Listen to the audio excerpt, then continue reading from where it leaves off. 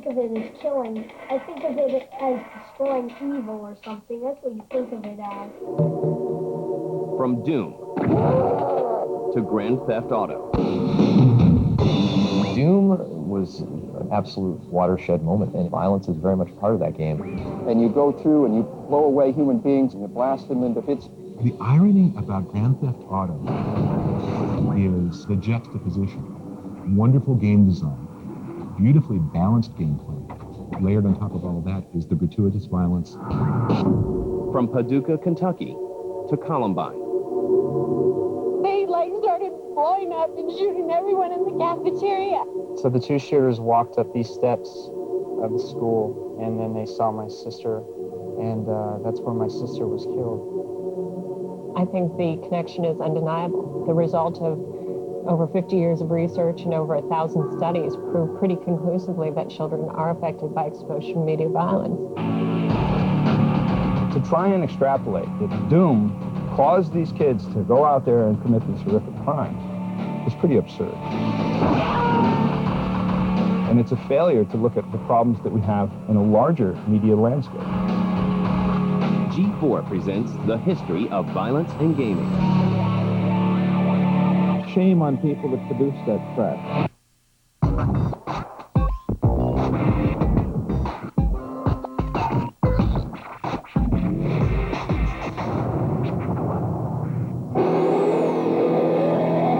Violence in entertainment is nothing new.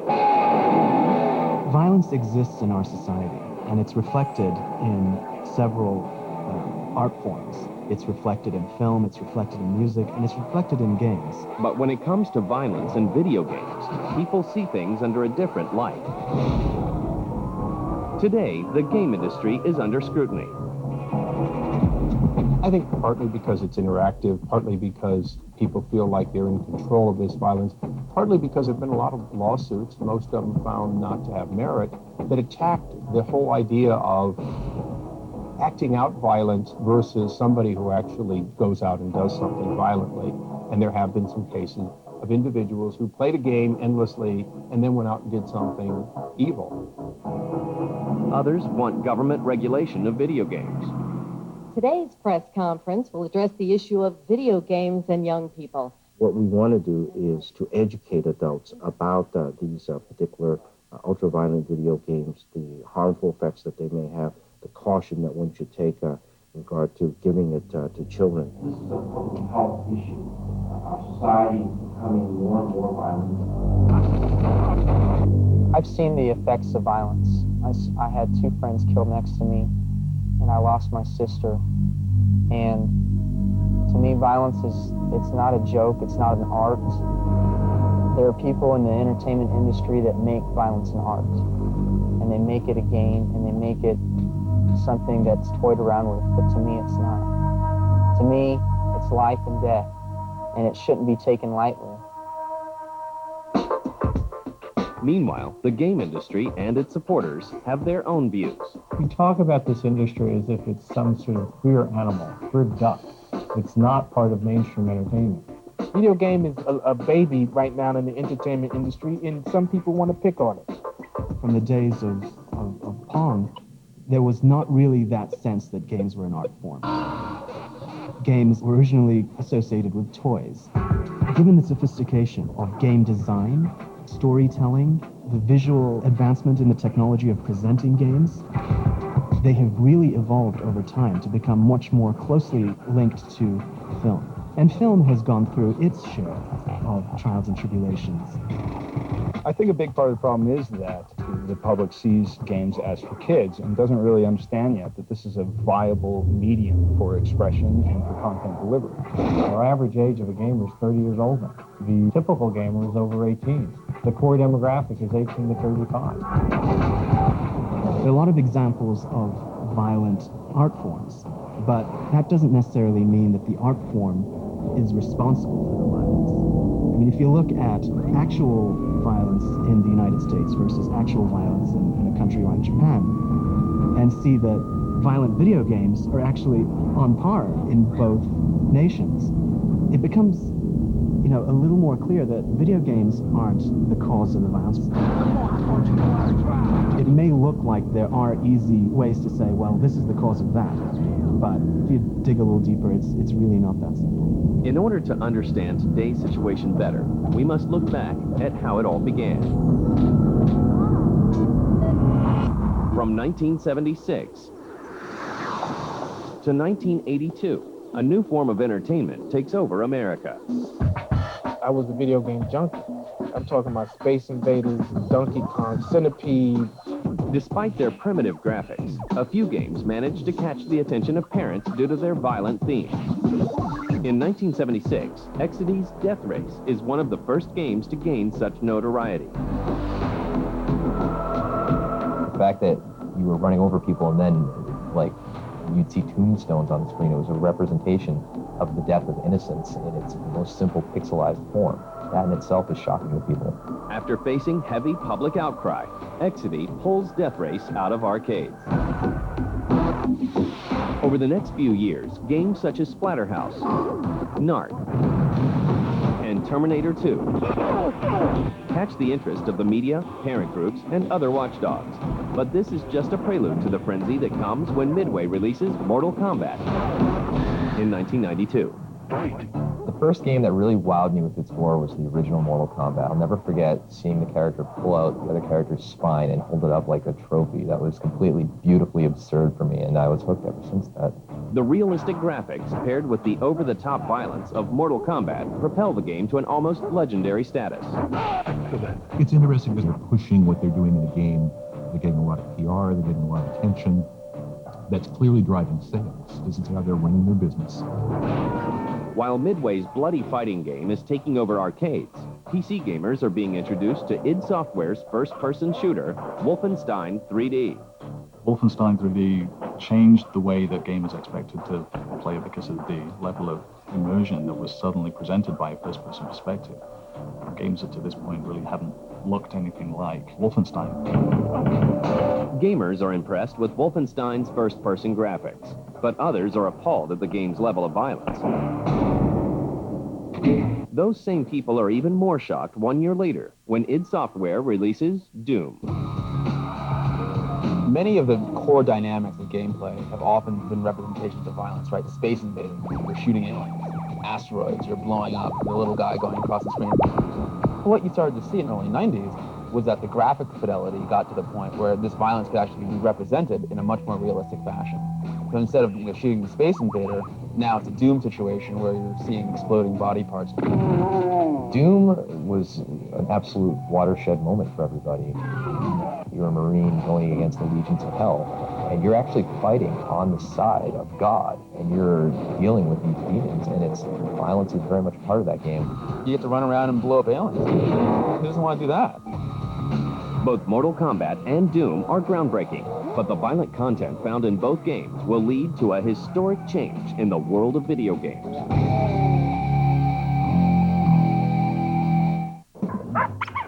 Need a late-night snack? Try barbed wire biscuit, a mouthful of mashed-up mayhem. Where's that coming from? Barbed wire biscuit, weeknights at midnight.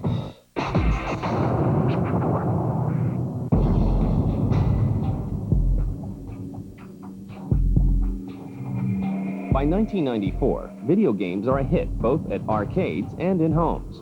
And with the release of games like Mortal Kombat and Doom, they're becoming more graphic than ever. But when Mortal Kombat heads to home consoles, more parents begin to notice the violent content, and they don't like what they see. And I looked at it as a parent, and my wife and I talked, and we were saying, is this something we want in our home that we want to buy for our kids? Most of the time in games, the way you looked at your kids playing games and the way you looked at the business of designing and building and selling games was all really the same process, but the road divided at that moment. The controversy peaks in 1993 when the U.S. Senate holds a hearing on violent video games. Leading the charge are Senator Joe Lieberman and Senator Herb Kohl. And let me tell you this, we want you and not us. The two senators cite Mortal Kombat, Night Trap, and other games as leading offenders. It there was a growing concern about violence in some of the games. There were congressional hearings in the early 90s that took a serious look at the video game industry and wanted to make sure that the video game industry was acting responsibly, not just in terms of properly labeling the product, but in terms of marketing its product. The hearings lead to a simple ultimatum. I hope you walk away with one thought today, that if you don't do something about it, we will. Establish a video game rating system within 1 year or face federal regulation. The game industry response is swift. The Entertainment Software Association was launched in 1994, and it grew out of two converging trends. One was a growing concern, particularly in the political community, about violence in video games, with the release of the first Mortal Kombat, a game called Night Trap, and some other titles. And the second thing was kind of a recognition within the industry that it was really becoming a big part of the entertainment industry and needed to grow up and mature in terms of how it presented itself, both to the public policy community, but as well to the media. The ESA, in turn, establishes the Entertainment Software Ratings Board, or the ESRB. Once the ratings system was created and the ESRB was created, and you had a T rating, or you had even an M rating, now it was a situation where you look at it in a different way, because now it's what audience do I want to reach? What kinds of tools do I want to use to reach that audience? It's not a government-mandated system. It's a voluntary system to assess the content of games and provide parents with the ability to accurately gauge what it is they're buying for their children, which is a lot more detailed. The amount of specification in those rating systems is a lot more detailed than some other parallel industries bring to bear. For a time, it seems that all is well. One of the things we're most proud of is the rating system really has been a leader in providing good information for consumers to understand what's in the game. When we set up the system, we set it up not just to provide information on age appropriateness of the game, but also what's the content that drove the rating. So each game has an age descriptor, an age symbol on the front of the box. And on the back of the box, it repeats the age symbol and also has a box that says, here's the kind of content that influenced the ratings. I think the ESRB has done a lot of good. It's becoming more effective every year. The parent particularly, and other consumers can pick it up and say, oh, this game is rated teen for mild violence and strong language, or it's rated M because it has intense violence and blood and gore or a sexual theme. And so it's very simple, very easy for a parent to quickly understand, this is what's in the game, is it appropriate for my child? The formation of the ESRB doesn't stop public outcry against all violent games. There are still a handful of titles that manage to get watchdog groups up in arms. Armageddon was basically an okay game that got a lot of press and a lot of attention because it had the violent element.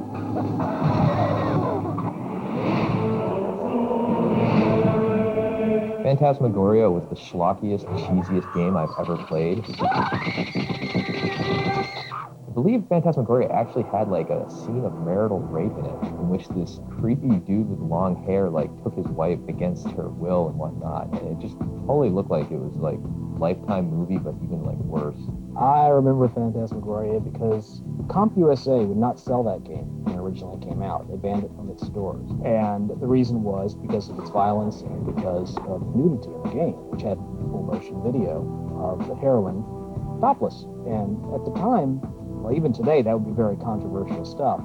In a few short years, the debate over violence in games will flare up again hotter than ever, after a series of horrific and unimaginable events.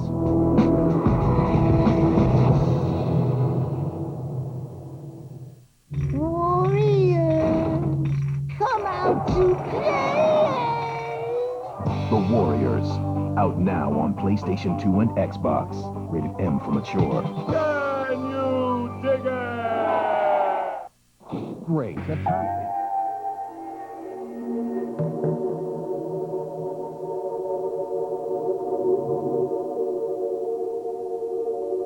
On December 1st, 1997, 14-year-old Michael Carneal walks into his Paducah, Kentucky school with a handgun. He opens fire on a group of students in the middle of a prayer meeting. When the smoke clears, 3 students are dead, 5 are wounded. As parents, teachers, and law officials sort through the aftermath, they learn that Carneal is an avid gamer. The parents of 3 victims in the Paducah shooting file a lawsuit against the entertainment industry, claiming that violent media drove Michael Carneal to kill. Their lawsuit accuses 25 companies of negligence. On this list are Polygram Film Entertainment, New Line Cinema, Atari, Nintendo, Sega, and others. Whenever a tragedy occurs, we want to look for a scapegoat. We want to look for something that is the easy way to explain what's happened, because what's happened is very, very upsetting. Everybody finds a medium that they feel is influencing the children, and they like to point the finger at it and believe that it's the cause of society's ills. Just a few months later, on March 24th, 1998, tragedy strikes again. In Jonesboro, Arkansas, an 11-year-old boy and his 13-year-old friend bring a small arsenal to their school and ambush their classmates. I heard a bunch of shots and people were falling. There's the bullet that came about that close from hitting me. 4 children and 1 teacher are killed. 10 others are wounded. This was the stairs that the 2 shooters first went up before they entered the school. But 1 year later, the worst tragedy of them all occurs in Littleton, Colorado, at Columbine High School. On April 20th, 1999, I went to the school library to do some homework, and I heard shots coming from outside of the school. At first, I thought it was a senior prank. I thought maybe there was some paintball guns or some fireworks, until a teacher ran in screaming that there were 2 students outside the school with guns and that they were shooting other students. The teacher yelled at all of us to get underneath tables. That morning, Eric Harris and Dylan Klebold, both Columbine High students, embark on a shooting rampage that horrifies the nation. Then we heard the gunshots inside of the school, and they were coming closer and closer to the library. That's where the library was. That's where I was. It was the scene of the most intense shooting. The library was the first room that the 2 shooters entered, and immediately they were shooting off their guns. They were having conversations with some students before they shot or killed them. 10 students were dead or dying, and over 20 were wounded in a matter of less than 15 minutes. The nightmare ends when Klebold and Harris turn their guns on themselves. Among the slain are Columbine teacher Dave Saunders and Craig Scott's sister, Rachel. So the 2 shooters walked up these steps of the school, and then they saw my sister, who was back in this area. Immediately, I felt like there's something wasn't right with my sister, Rachel. I called my mom. It was one of the first things that I did, and I said, "Mom, I'm okay, but I think there's something wrong with Rachel." And I had not heard anything about her, and it wasn't until the next morning that we found out she was the first one that was killed. The tragedy at Columbine is the worst school shooting in U.S. history. In its aftermath, accusations and blame are spread far and wide. The media repeatedly points out that Klebold and Harris were both fans of violent video games, especially Doom, which by now is 6 years old. I know that the video games that the 2 shooters at Columbine played affected them. Maybe it wasn't the biggest factor that made them go and kill people, which I don't think it was. But I think it was something, an influence that they chose in their life that did affect them. They played extremely violent video games. I believe, no doubt to me, that it affects people. The first-person perspective is a very powerful and very interesting way to depict a game. And when you start depicting these kinds of acts in that perspective, it scares people. Those kids, they may have been playing video games. You know, a lot of kids do. But that was not the problem. You know, their local culture, the way they were alienated at school, these were the problems. Their access to guns, their access to the materials they had. These are the problems. Irresponsible parents that aren't even watching them. These are the problems. Once again, a lawsuit is filed. Families of Columbine victims sue a series of media companies, including 11 video game publishers and developers, such as Sony Computer Entertainment America, id Software, and Activision. They seek $5 billion in punitive damages. Meanwhile, America searches for answers.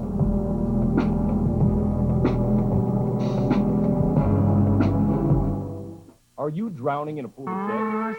Un seul amour m'en ferait. Tu m'appelles du fond du cœur. Mon seul amour, si tes lumières, l'amour. I can die a happy monk. I I second that. Mon seul amour, mon Paris. Tout par l'amour. Juggies, Monkeys, and Midgets. It can only be the original Man Show. Weeknights at 10, only on G4.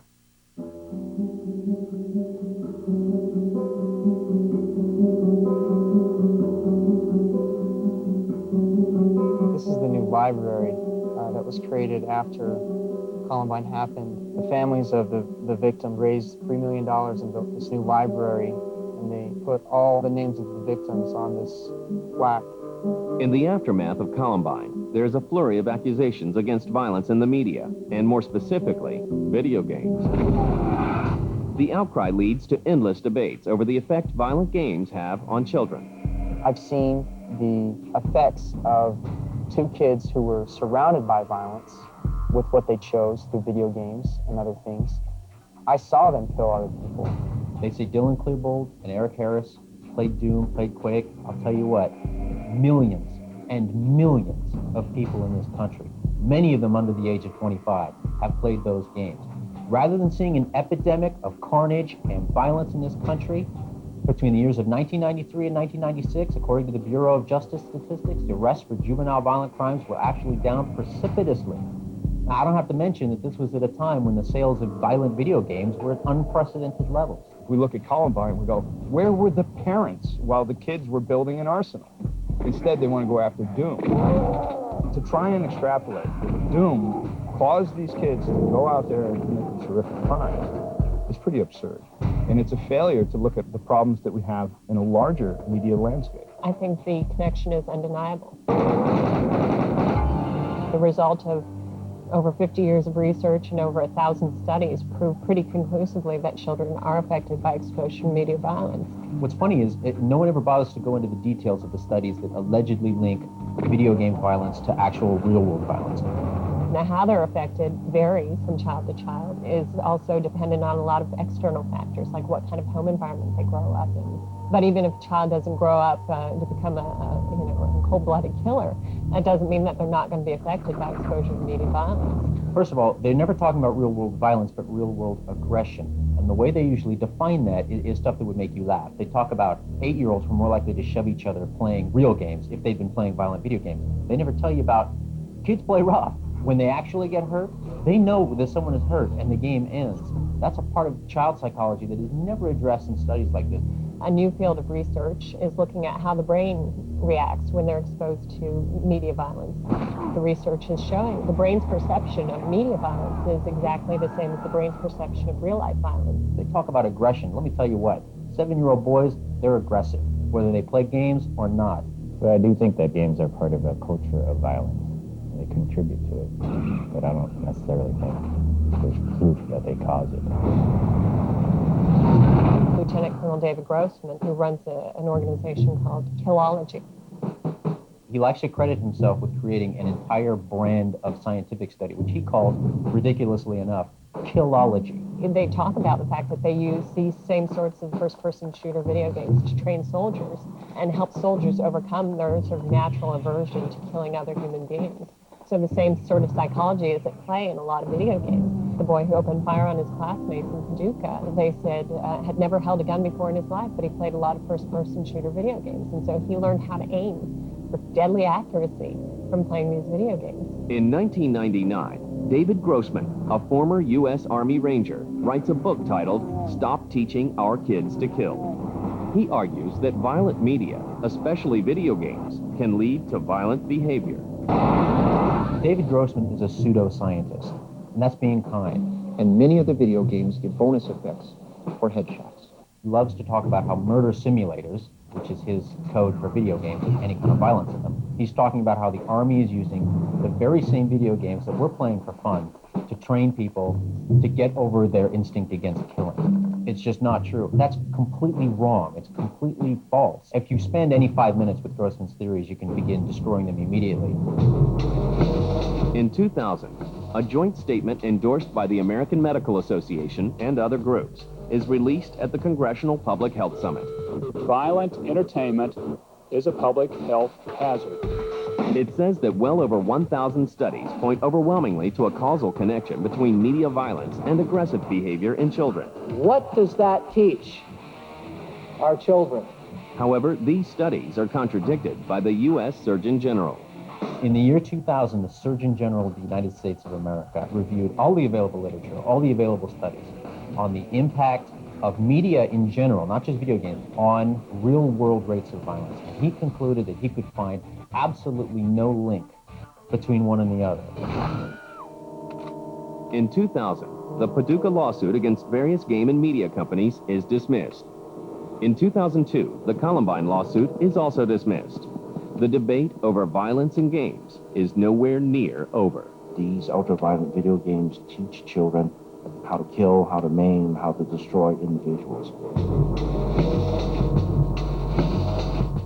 We caught ya.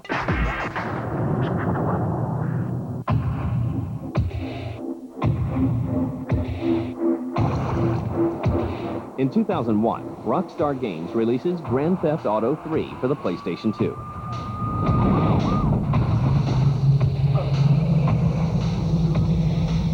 The game is a massive success and becomes the best-selling title of the year.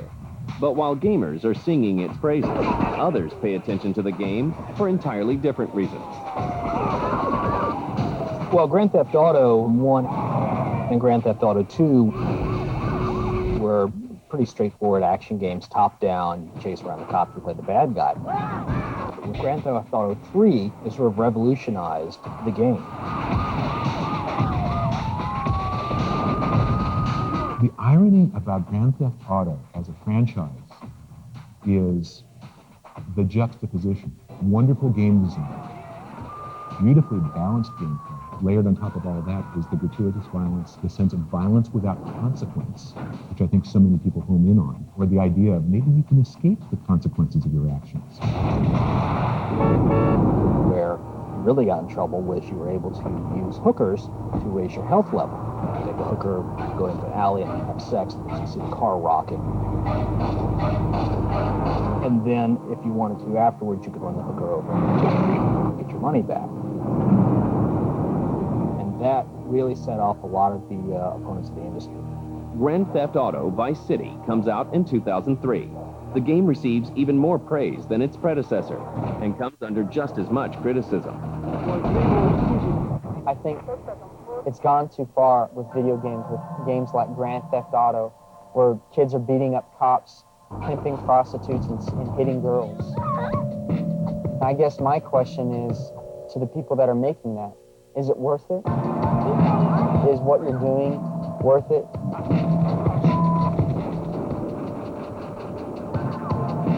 The thing that's interesting and important to note is you can play Grand Theft Auto and not be a terribly violent person. You can steal an ambulance and go take people to the hospital. You can steal a fire truck and put out fire, technically doing good things. We call it sandbox gameplay because it's literally you can do whatever you want. As with many of the violent games that came before it, Vice City is blamed for another tragic incident of real-world violence.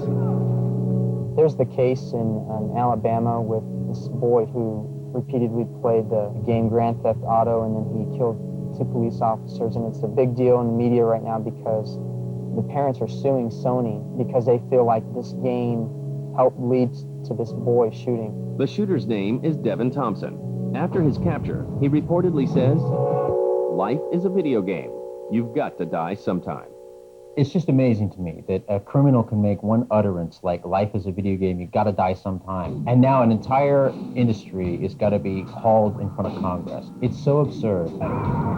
Again, and this really can't be stressed enough, there are millions and millions and millions of people gaming in this country. And many of them are adults playing violent games. And what you have seen over the last decade is a precipitous decline in actual youth violence, rates and arrests of youth for violent crimes. The most important thing that we should be saying is that game affected him. It was one of the pieces, one of the puzzle pieces into him killing 2 people, 2 officers. Vice City also gets in trouble over what is seen as racist content. What happened was your character was working with a Cuban street gang. who was at war with a Haitian street gang. Now, there was a historical context for this. In the 80s, in Miami, the Cubans and the Haitians didn't get along. So it made sense in the context of the game, because the game was set in the 80s in a city very much like Miami. I hate these Asians.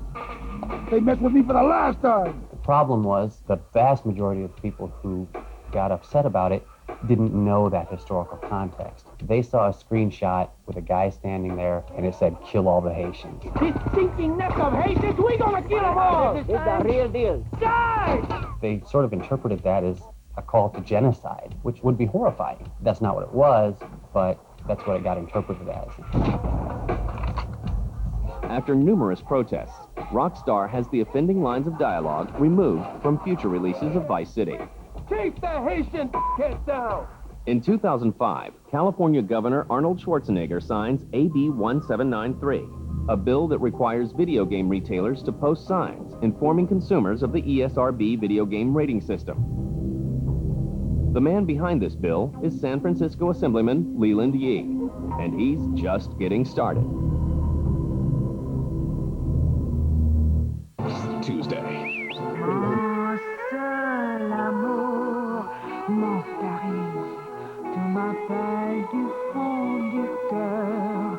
Mon seul amour, si tes lumières, l'amour. I can die a happy monk. I second that. Mon seul amour, mon Paris, tu parles l'amour. Juggies, Monkeys, and Midgets. It can only be the original Man Show. Weeknights at 10, only on G4. Ladies and gentlemen, the legendary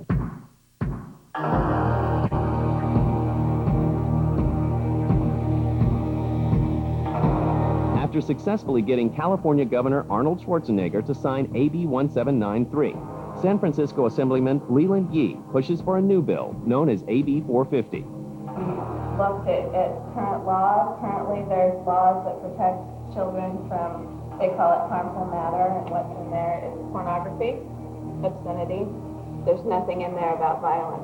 This issue was brought to me by one of my staff who saw some of these violent video games, and she was rather taken back by how violent these activities were. And so we started to look at how we, in fact, could handle this issue. AB 450 is going back to the original concept, which is making it a civil offense. It won't be a crime. You can't go to jail for it, but it'll be a civil fine if someone were to sell ultra-violent video games to anyone under the age of 17.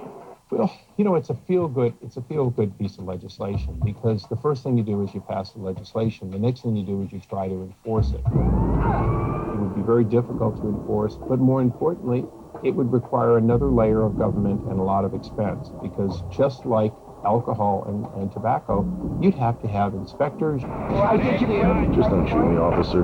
The violence has to be criminal in nature, really directed towards the Grand Theft Auto type series.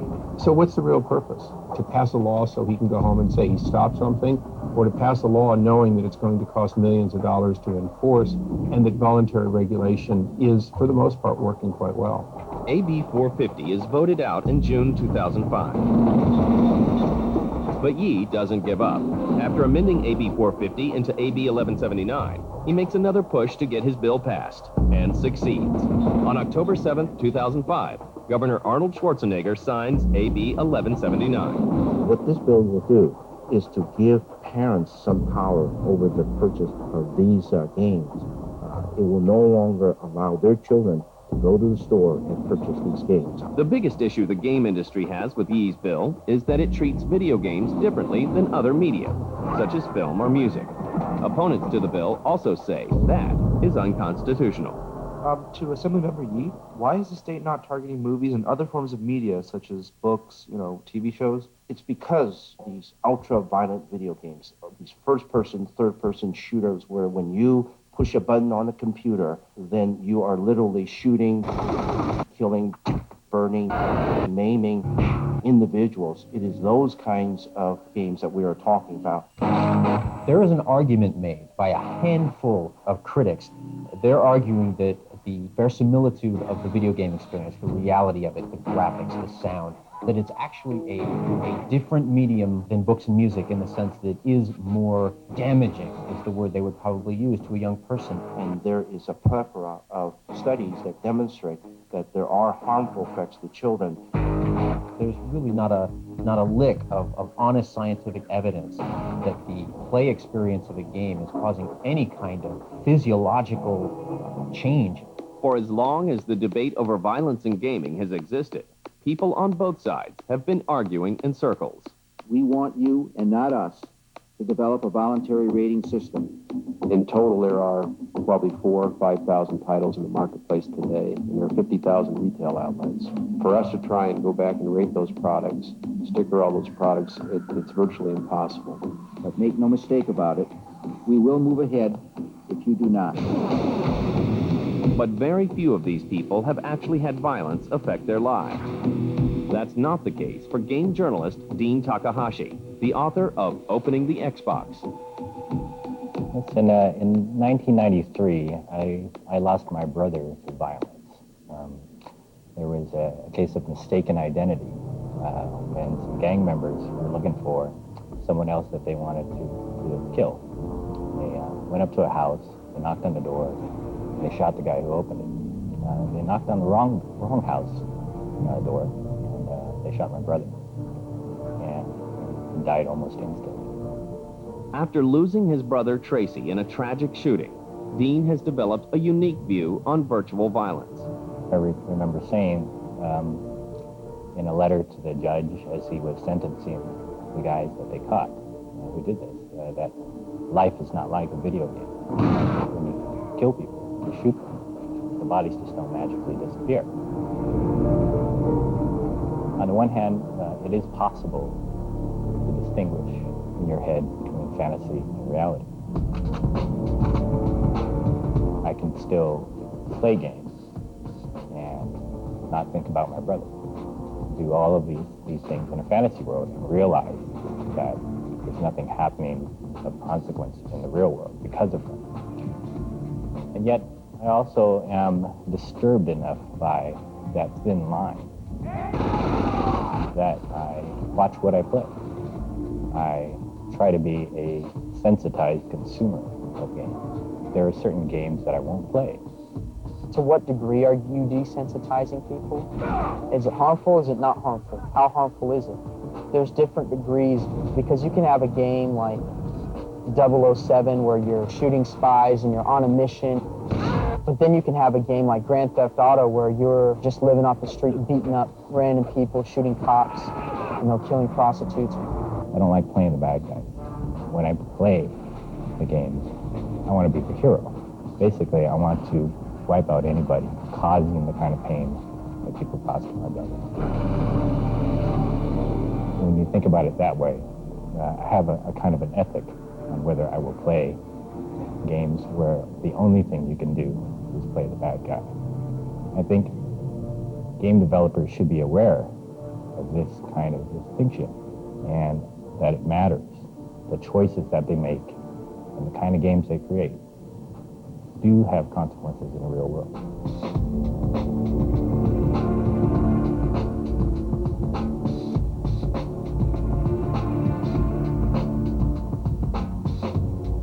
Hey, I'm Jimmy. I'm Terry. I'm John. My name is Kelly. And I'm one of Earthlink's 2,000 employees. I'm your internet service provider. Your ISP. I am not a giant server in an air-conditioned room. I'm a person. I'm a living, breathing, hardworking internet person. Just like you. I'm watching out for you on the internet 24/7. We've created spam blocker, virus blocker, spyware blocker, scam blocker, pop-up blocker. If there's a problem, we create a blocker for it. We're here to protect and serve you. Free blocking tools, free protection features. That's Earthlink High Speed. Right now, get the first 6 months of Earthlink High Speed for just $19.95 a month. We're serving up high-speed internet access that goes up to 70 times faster than dial-up. This is one of 2,000 brains. 2,000 Earthlink brains. Helping to protect you. 2,000 brains working for you. More speed, more security. Call 800-827-0142 or visit these retailers. Get 6 months of Earthlink High Speed for only $19.95 a month. We love our jobs. We love what we do, and we enjoy it. Have a nice internet, everybody. Earthlink. We revolve around you. Let's count sand. It's not. Being Farmer Extreme. Let's wait in line. Awesome. This is all you guys have? Where are all the good games? You guys have nothing. Zip, nada. We have not a 3. With Gamefly.com, you can stay at home and rent games from the largest selection on the planet, and we'll send them to you.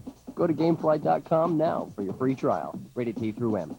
Mon seul amour, mon Paris, tu m'appelles du fond du cœur. Mon seul amour, si tes lumières, l'amour. I can die a happy monk. I second that. Mon seul amour, mon Paris, tu parles l'amour. Juggies, Monkeys, and Midgets. It can only be the original Man Show. Weeknights at 10, only on G4. Need a late night snack? Try barbed wire biscuit. Blow stuff up and learn about science with Brainiac. Get sick and twisted with the Happy Tree Friends and Friends. And sample the best eye candy from Japan with Anime Unleashed and Cinematech Nocturnal Emissions. Taste the party. Barbed wire biscuit. Weeknights at midnight.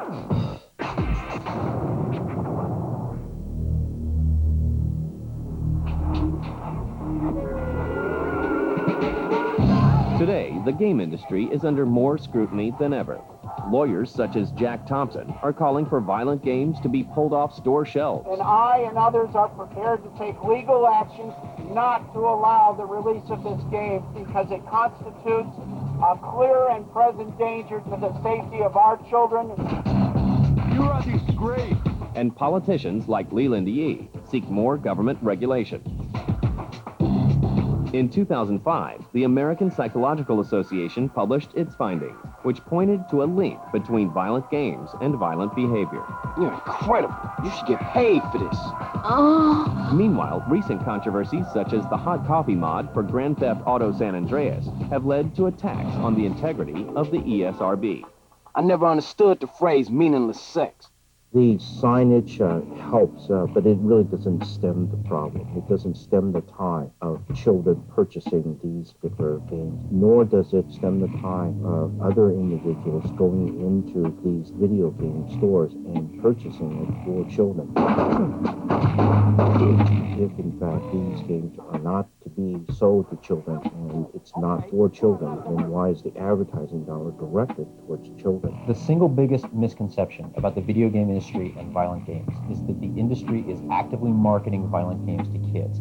The Federal Trade Commission specifically singled out the games industry, ahead of movies and ahead of music, as the industry that was going to the greatest lengths to keep violent content out of the hands of kids. I think most people in the industry would agree that young children should not be playing these hyper-violent games. And that's why the ESRB system is in place.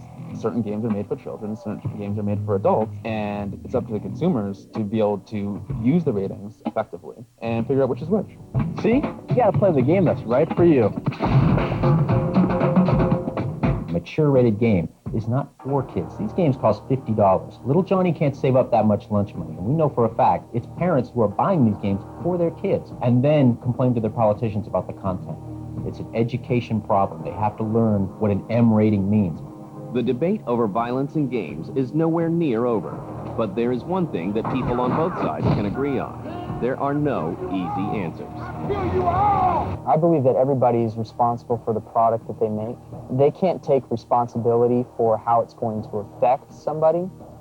I cannot blame people that made the violent movies and video games and music that Eric and Dylan listen to. I can't blame them directly for Columbine. The blame lies with the two shooters. But I would say to those people, look, you influenced these guys. You affected them. They chose your media, and it had an impact on them. It's the same as the responsibility that filmmakers have and television producers have. If they know that children are going to be accessing their product, then they need to seriously consider the potential consequences of unleashing this sort of graphic violence on kids. They're tasteless games just like there are tasteless movies and tasteless books. I once had a debate on the radio with a woman who said to me with a straight face, games should be curtailed, not books, no matter what the content of the book. And I asked her, does that include American Psycho? Do you think, kids should walk into Barnes & Noble and be able to buy a copy of American Psycho filled with pornographic descriptions of women being killed? And she said, well, yeah. I mean, that's literature. That's a book. And this was just completely absurd to me, that people are not fundamentally getting the hypocrisy inherent in singling out games for this kind of treatment. I don't think you're going to see the industry stopping creating violent content, whether that means eating the little ghosts in Pac-Man or blowing up mutants. These sort of core elements of violence are appealing to people in the same way that they are in television and movies and in other media as well. So I don't think it's going to go away. We're all here trying to make life a little bit better, a society a little kinder and a little softer. And to that extent, selling these ultra-violent video games sets the stage for a generation of other individuals that are desensitized to violence, that are desensitized to defaming and dehumanizing individuals. We all have a responsibility to do something about that. If you were to try to artificially change the standards for gaming, it would simply move offshore. You'd end up with an industry leaving the United States and working somewhere else to no benefit, because ultimately we're not going to be a successful Puritan enclave. There's a bright silver lining to the debate right now about violence in games and politics, and that is that the country is aging and the country is gaming. And at a certain point, us 20 and 30-year-olds who are gamers for life, we're going to be the people in positions of power. We're going to be the politicians. We're going to be the leagues of tomorrow. We're going to get it. We're not going to have these knee-jerk reactions based on totally unscientific arguments. So over the long haul, demographics are going to answer the problem. Over the long haul, all the adults and all the voters and all the politicians in this country are going to be people who played games as kids. Every time there's a new form of entertainment, that's what a lot of people look towards. The comic book industry went through this in its early stages. Movie industry went through this for a while, and it's just video games' turn right now.